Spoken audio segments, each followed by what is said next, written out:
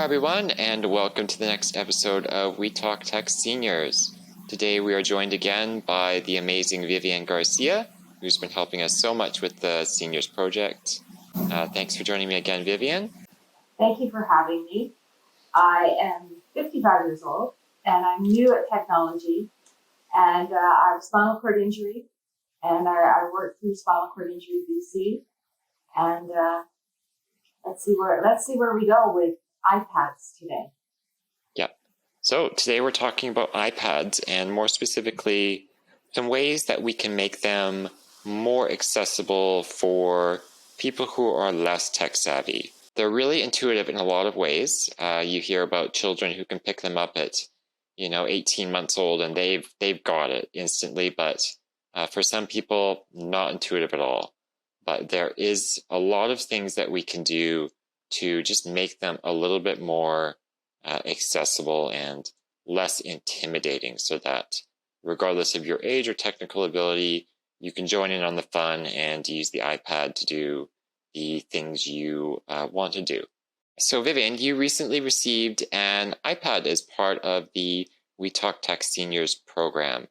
It was your first iPad, your first tablet. So it was very exciting. What do you think? How is it working for you? It's been really fun. It's been a really big learning curve. Learning about the password. You have to put a password in it, and you have to remember the password. I wrote it down. And then to remember what the little hieroglyphics are and what does what. And I like to use one, and I'll pick the table, and I go through that, and that's where I can find my apps, and I can pull down what I want to pull down. But you know what I do is I go on my big computer first and figure out what it is that I might want to do, because like cooking apps, there's lots of them. So, and I don't know. So I go through, and I could do it all on the iPad, but I've been using a computer for, 30 years. So I'm really fast on the computer. It's like, oh, okay, well, I want these ones. And then I go back to the iPad, and then I put them in. And that makes my life a whole lot easier. Mm-hmm. And you don't really think about it, but then you've got to do passwords, and then you have to put your finger on the little fingerprint reader, and then you have to put your password in again. So I made this really complicated password. Don't do that. Because I have to pull it up all the time, and it's got all these different, capitals and small letters and numbers and this and that. And, you still want to have a good password. It's really important. It sounds like you're getting along with the iPad, and you're figuring out what works for you. A couple of the things you brought up are going to fit nicely into our video. So our video is going to cover some ways to make the iPad more accessible and less intimidating and confusing. You mentioned hieroglyphs. That's a great way to describe all the little icons that represent apps. The viewers won't see this. We've cut this from the video, but Vivian and I had a great, just confusing moment where Vivian was talking about picnic tables, and I had no idea what she was talking about. And that just shows the generational difference. We figured it out. We're talking about the App Store. That's what Vivian meant. But it was interesting. It's always eye-opening seeing things through a different pair of eyes. So that's great. So we're going to go through just some things that we can do to make the iPad a little bit simpler. The first thing that is really going to make it easier is to declutter the home screen. And what the home screen is when you first unlock the iPad, you're going to be brought to a main screen with a bunch of icons on it. When you first get your iPad brand new, there's probably going to be about 20 icons on there. That's a lot. They've all got different hieroglyphs that tell you what they do. It's so much. And a senior using an iPad for, say, maybe just communication doesn't need all of those apps. So what I would recommend you do is just go through and just remove the ones you don't think your mom or dad or grandpa is going to use. So, okay, which ones would you recommend getting rid of, Vivian? Okay, so first of all, I had to figure out how to get rid of things. So you have to put your finger gently on the app, and then it lets you choose to delete or not. But when I was looking at it, I might use the calculator because I'm old. That's what I do. But maybe your parents don't. But there were things that I was thinking we don't want to delete from the front, actually. So the settings icon, which to me looks like a cogwheel. You probably want to keep the settings one. Your parents might not know what to do with it, but you might want to keep that. Yeah, it's good to be immediately obvious. So if you need to walk mom or dad through something on the phone, you can say, okay, do you see on your screen something that looks like a cogwheel? It's gray. It says settings underneath. That's what we need to hit. So the first step in decluttering is just removing things that you don't think they will need, and being mindful to keep the things that they will need. So that may be messages, FaceTime, email if they're doing email, weather, the settings. Really just think about the person you're setting this up for and what do they like to do, and what may they want to do in the future. We can always change it. It's not set in stone. You can adjust it as needed, but the first step is really getting rid of all the clutter so there's less to be concerned about. They're not going to be overloaded. They've got their handful of things they know what to do with, and they can learn that to start with. It's a really good way to start. The second thing to do is decluttering the dock. And the dock is the persistent icons that exist at the bottom of your screen. They're mostly going to be, they can usually change, but they're usually the default, like email and messages, and they're going to be there no matter which screen you're on. So they're always accessible quickly. And you're going to want to put the most important things on there, the things that your mom or dad are going to be doing all the time. So that's probably going to be email, weather, maybe YouTube, Netflix, whatever they're doing all the time, the things that you want to be accessible right away. Okay, I didn't even know that existed, and it's been on my screen the whole time. Yeah, so the thing at the bottom of your screen under all of your apps, it's like a taskbar, if you know what that is on a computer.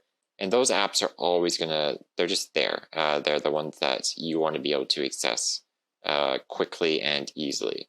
So for me, I keep my messages there. I keep my Alexa app there, and some other things that I use all the time. How do you move things on and off of there? So if you want to move apps, Right. whether that's around your home screen or onto your dock, you would do the soft tap and hold, and then the apps will do like a little shake to signify that they are in like editing mode. They've kind of shook and they've woken up, and then you tap on the app you want to move and you drag it down. You tap and hold and drag your finger down to the dock, and that you should see the app kind of move with your finger. There's a limited amount of apps you can put on your dock. I think it's around 5, but yeah, it's pretty easy once you kind of get it the first time and you can remember how to do it. Are you going to give it a try for us? I'm going to give it a try. All right. I can do it. I'm holding. Oh, they're all wiggling. Yeah. Oh, how exciting. And then you can tap and kind of drag it. Yeah. I had no idea. And then really easy. After you finish, all still wiggling. In the upper right, you should probably see a button that says done. Or upper left, sorry. You're right. In the right. The right? Okay, yeah. So after you've done after you're done moving things around, you can press that done button, and then the apps will stop wiggling and they'll go back into their restful state. It's really fast because I just did it right now in front of you for the first time. Yeah. That's how fast. So there you go. There we go.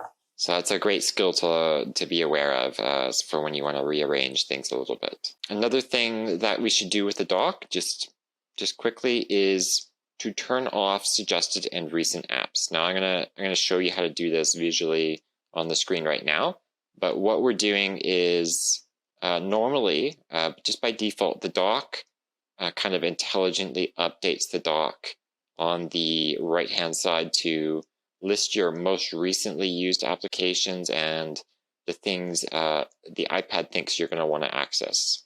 And the reason we're going to maybe turn this off is because that will change frequently. And if your mom or dad doesn't know what's going on and why it is always changing, it can be a little bit confusing. So just by turning off the recent apps changing in the dock, you can make it so that the apps are always the same and they're not going to change and lead to confusion, so it's optional, but it's a good something to look into. Okay, so you're going to want to open up your settings and then scroll down, and you're going to want to look for a menu that says home screen and dock. Oh, I did this last night. Oh. So you've already turned off show suggested and recent apps in the dock. Yes. Okay. Yes, yeah. And it's made a huge difference. Yeah. I did that last night because I saw something online and I thought, oh, I'll try that. Yeah, it just makes it a little bit less confusing, right? Yeah. A little bit less to worry about. What they had online was a different title for it. So they had home screen and something else, and I had to figure it out.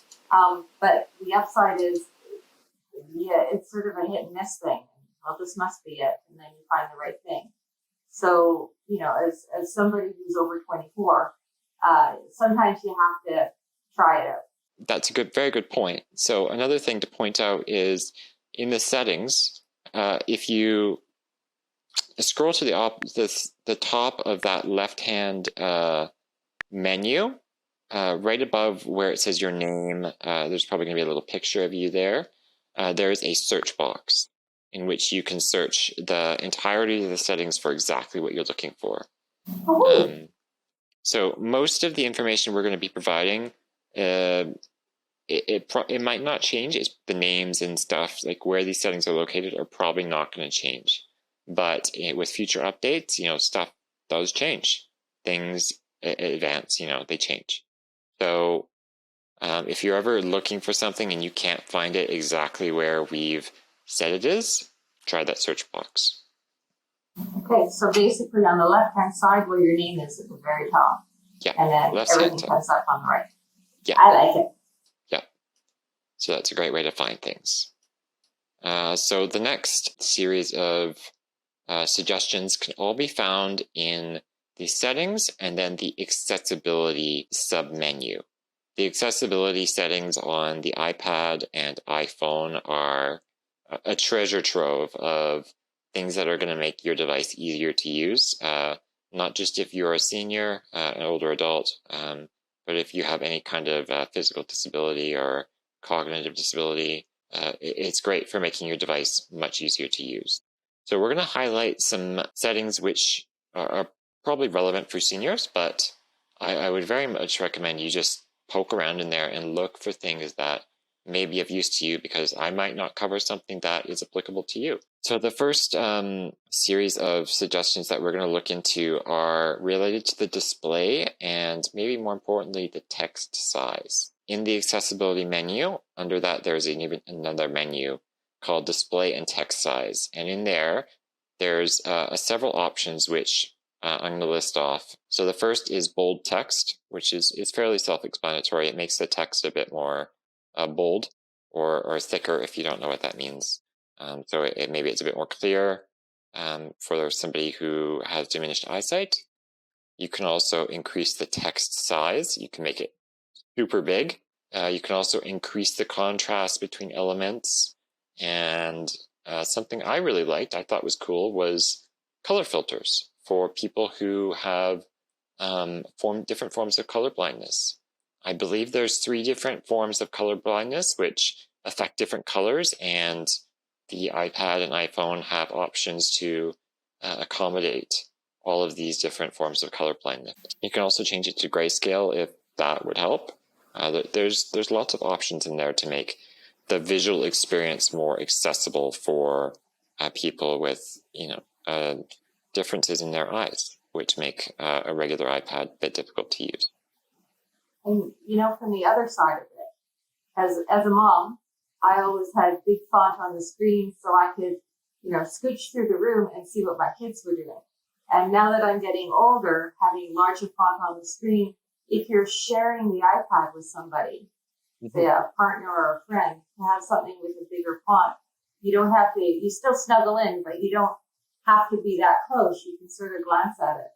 Yeah, exactly. So the next setting that we're going to talk about is the touch accessibility settings. So we're going to go back to that accessibility menu again, and we're going to look for a submenu called touch.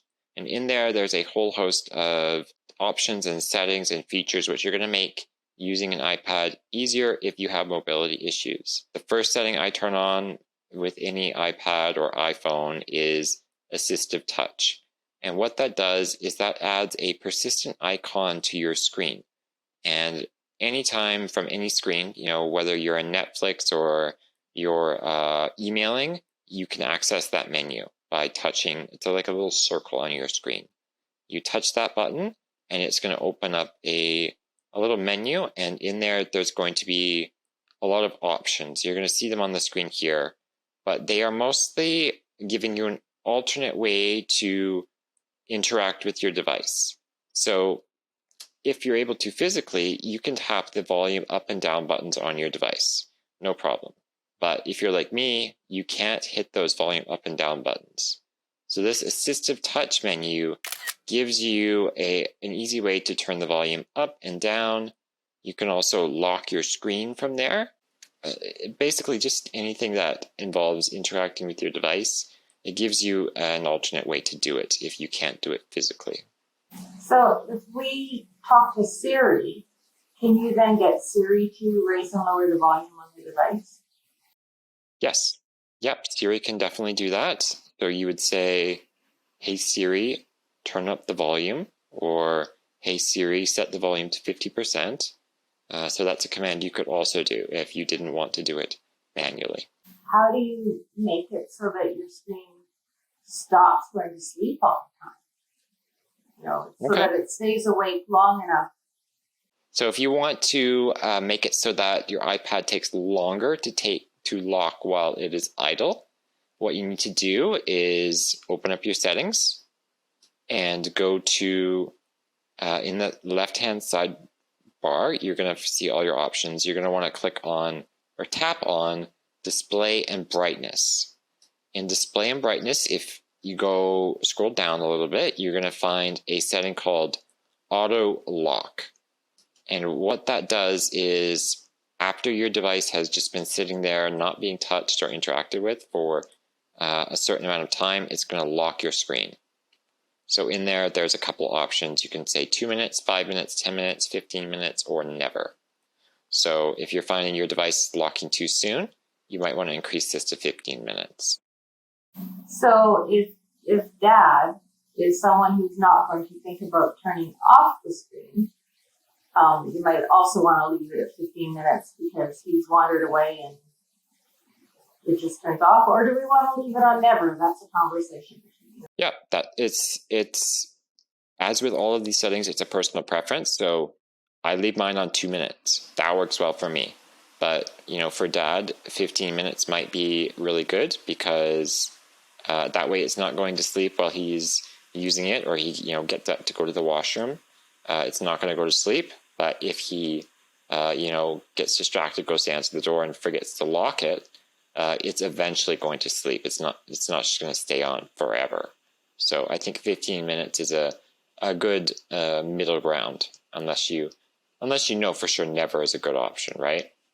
Which it may be for certain scenarios. Moving on to other accessibility features. So if we re-enter the accessibility menu, there's lots of accommodation settings for hearing devices as well. Interestingly enough, you can pair your iPad with compatible hearing aids. Not all hearing aids are compatible with iPads and iPhones, but some are.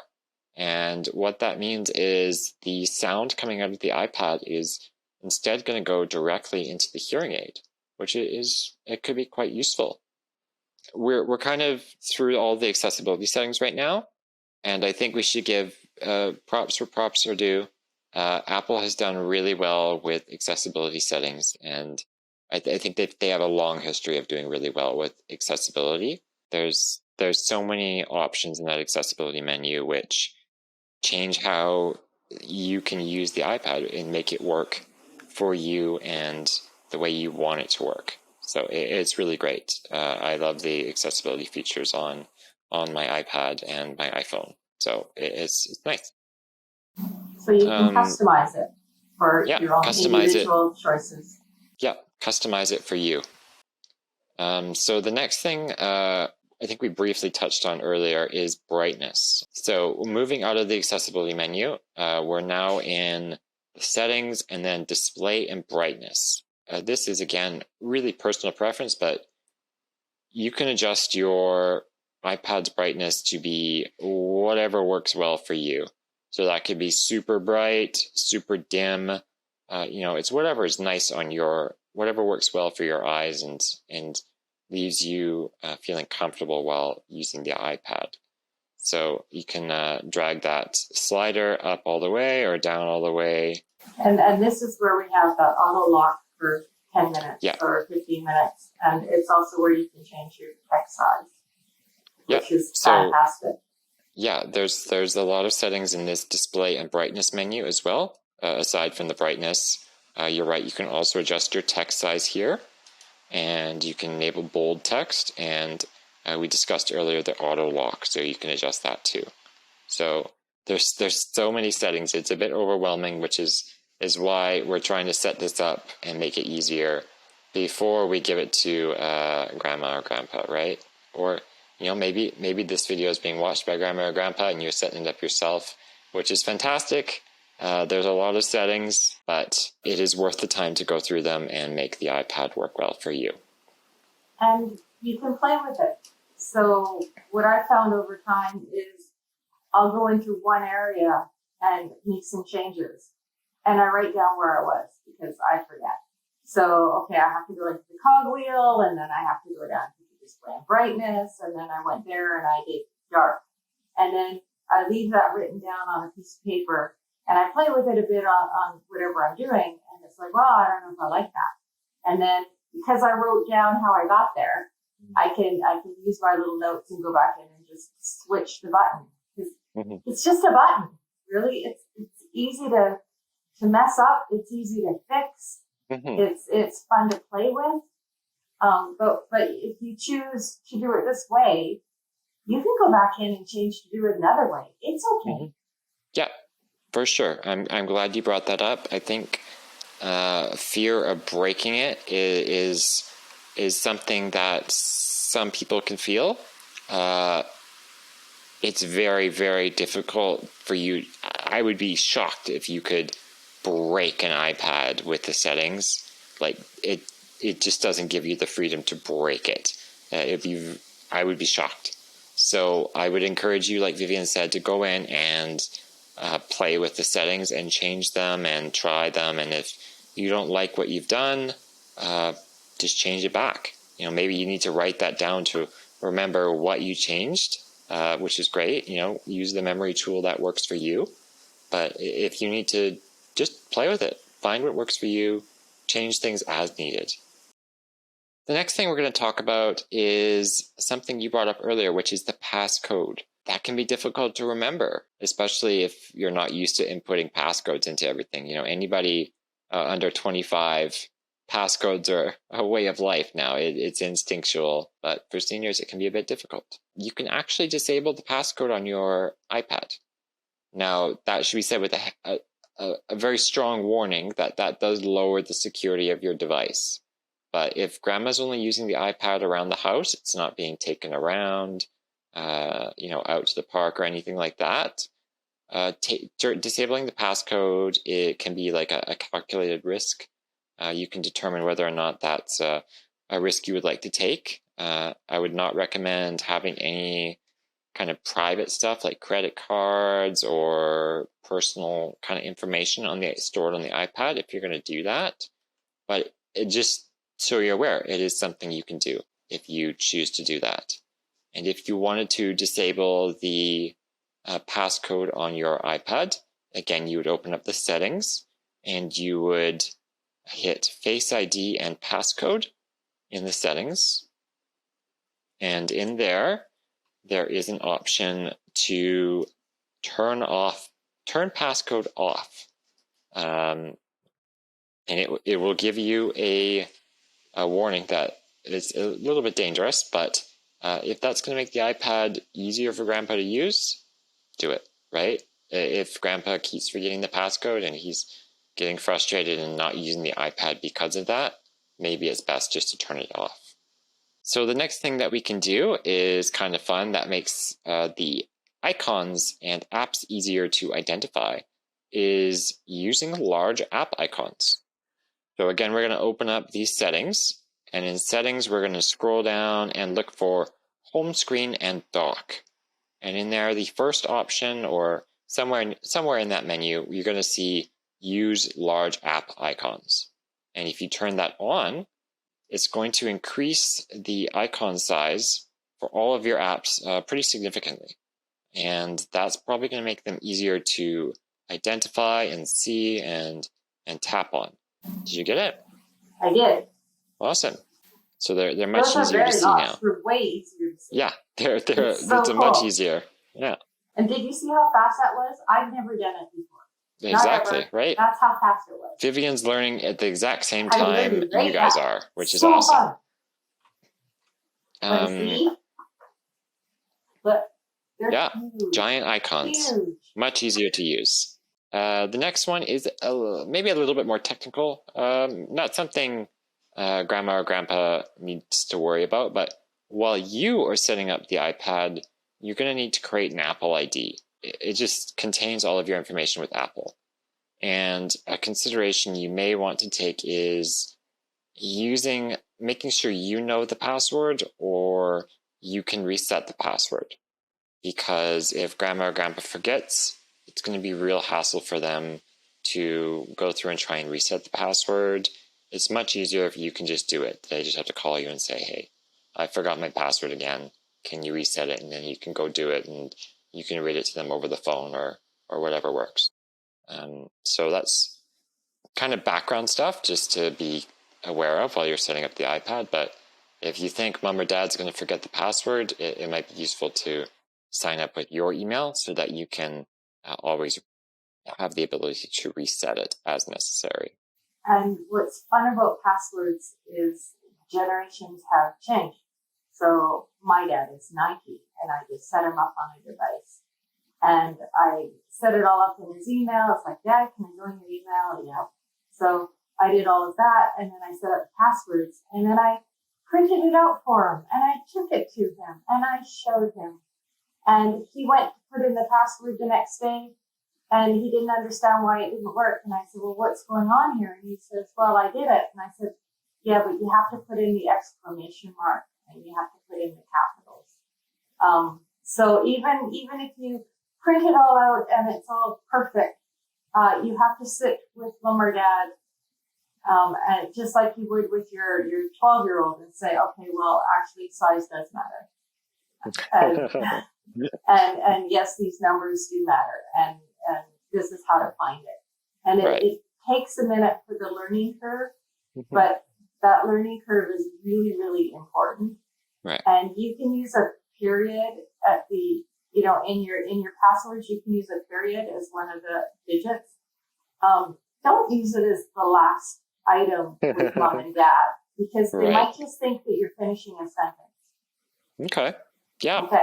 Very good tips to be aware of just generational differences. And yeah, just like you would teach a child how to, do a new skill, you might have to sit down with Mom and Dad and say, this is how the password works. These funky characters do matter. So yeah, great tips, Vivian, as always. And it's for your personal safety. And I was explaining to my dad yesterday, the world has changed and there are these things called hackers. Mm-hmm. And he was looking at me like I'm an alien from outer space. But the reality is the world has changed. Yep. And you have to use different passwords. And no, you can't use the same password for your Apple ID as for this thing over here, because that's foolish. Yeah, I think if you set up an iPad or a device, internet connected device for a family member who's maybe not so tech savvy, there is a kind of requirement that you at least warn them and try your best to make them aware that the internet can be dangerous, and these are the things that we need to do to protect ourselves, just like you lock your car or your doors when you leave the house. Okay, so if you want to find your iPad, if it's been misplaced, whether that's around your house or the local coffee shop, senior center, community center, sometimes things get lost, they get forgotten about. If you need to find it, the first thing you need to do before you lose it is make sure you have Find My turned on. And to do that, you're going to want to open up your settings. And in settings, at the very top, you're going to see your name or the name of the person whose iPad it's been registered with. So mine says Taylor Danielson. You're going to want to tap on that. And at the very top, you're going to see Find My iPad. You're going to want to make sure that's on. It's probably on by default, but if it's not and you're worried about losing the device, you're going to want to turn it on.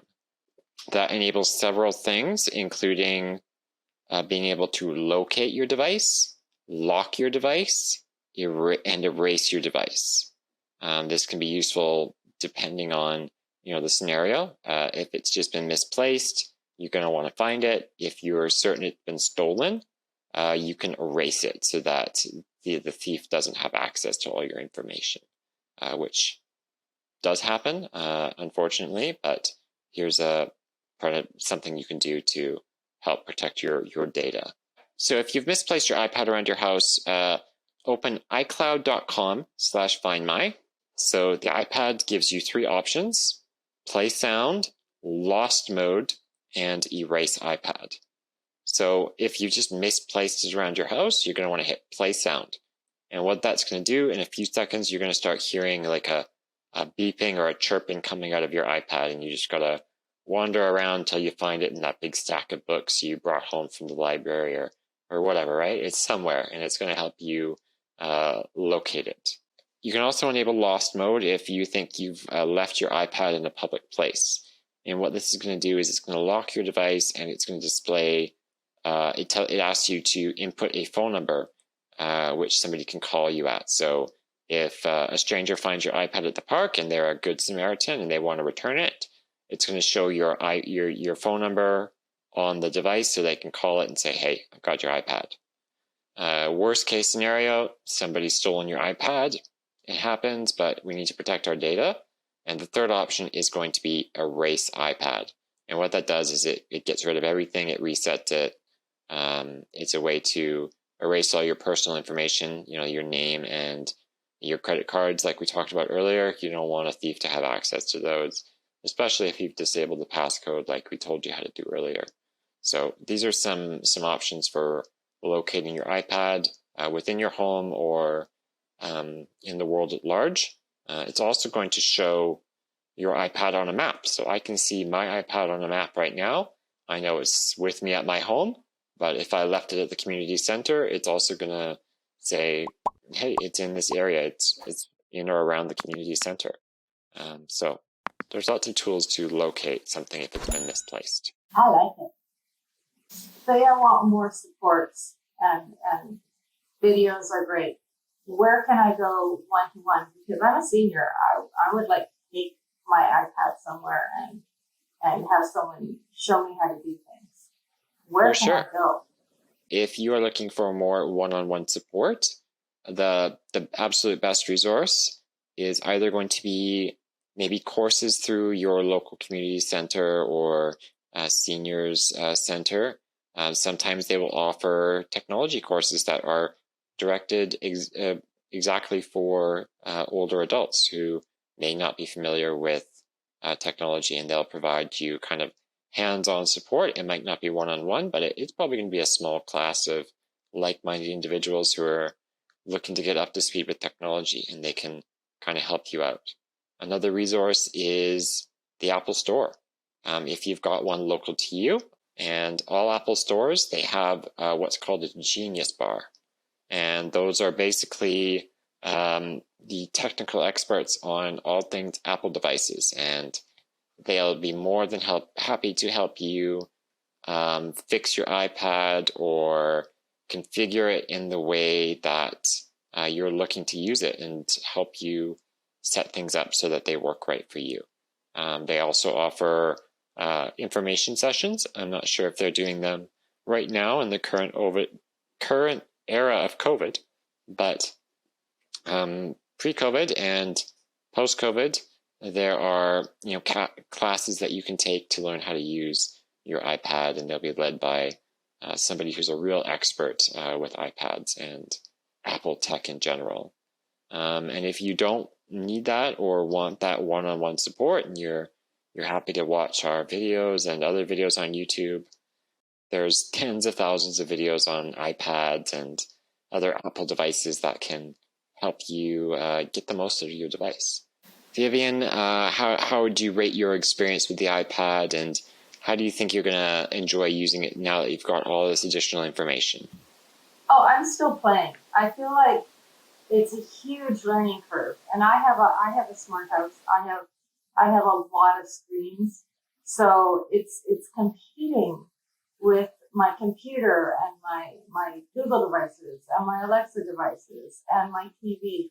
And I have to tell you, I haven't spent enough time with Siri. We haven't bonded because I'm still trying to bond with everything else. Mm-hmm. So using it is fun, and I take it in the kitchen and it's like, okay, well, I'm going to try this recipe. But there are so many different places you can go to for different recipes that I'm working my way through to try and figure out which recipe app I want to use. And that's interesting. So there's so much to learn and so much to explore. I really enjoy my iPad as well. I use it quite a bit. Normally, I enjoy sitting here in front of my computer with my nice big screens, but the iPad is a great middle ground between a cell phone and a full-fledged computer. It's a nice light computing device that you can do most things you need to do on it. And what I really, really like about it is there's so many accessibility settings that we covered earlier. They just make using the device the way I want to use it and the way that works for me so much easier. So it's a great device. And if you think all of these settings that are available after watching this can make the iPad more accessible for somebody in your life, I would recommend it. And do you have yours attached to a wheelchair? No. Your iPad? No. But we can. No. We can attach the iPad to a wheelchair. Yes. For somebody who has mobility issues. Yeah. So I personally haven't mounted mine to my iPad, but Technology for Independent Living does mount devices to wheelchairs, whether that's a phone or an iPad. So please get in contact with us if mounting an iPad to your wheelchair would lead to greater independence in your life. Tell us what you use your iPad for and how having it on your wheelchair can make your life better and more independent. And we'll see what we can do to set you up. I think that's it. Thank you very much, Vivian, for joining me. Your insight has been invaluable as always. It was great to pick your brain on what you think of your new iPad, and I think you're living proof that if you've got the attitude to learn it, you absolutely can. And it's so fun. Thank you for having me and for sharing with me. And I learned so much, and I've already made a whole lot of changes to the iPad. I didn't write them down though. So if I don't like them, I'll have to figure it all out or watch the video. You'll have to watch the video to figure out what we did.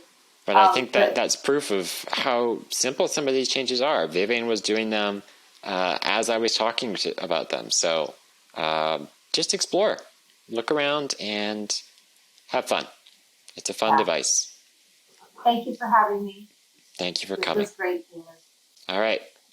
So thank you, everyone, for viewing this video, and we'll see you for the next episode of We Talk Tech. Please like and subscribe, and we'll see you next time.